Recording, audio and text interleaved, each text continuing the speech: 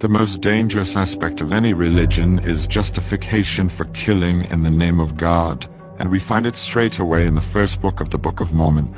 We read that the son of a prophet, Nephi, travels with his family into a city for a book that contained sacred Jewish records. After his brothers failed 2 times to retrieve it, Nephi went and did what the Lord had commanded.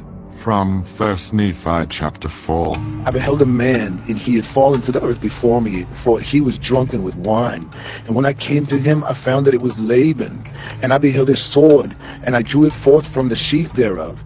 And the hilt thereof was of pure gold, and the workmanship thereof was exceedingly fine. And I saw that the blade thereof was of the most precious steel.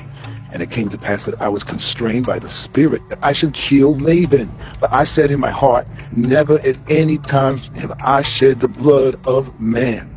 And it came to pass that the Spirit said unto me again, Slay him, for the Lord hath delivered him into thy hands.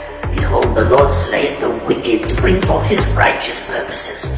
It is better that one man should perish than that a nation should dwindle and perish in unbelief. Therefore I did obey the voice of the Spirit, and took Laban by the hair of the head, and I smote off his head with his own sword.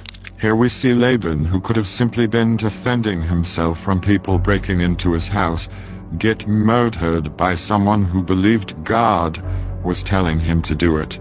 Following the decapitation, Nephi then puts on Laban's bloody clothes, enters his house, steals the book, and kidnaps the only witness. Joseph sets the expectation early for his followers in showing the actions justified for the greater good.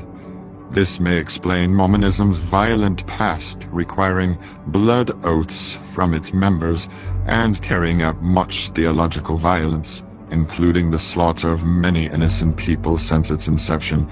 The greater question that arises, however, is why would an omnipotent God decide to disregard his own laws and commandments by condoning and commanding the cold-blooded murder of a defenseless and immobile man in light of all of the other options? A seer stone, perhaps?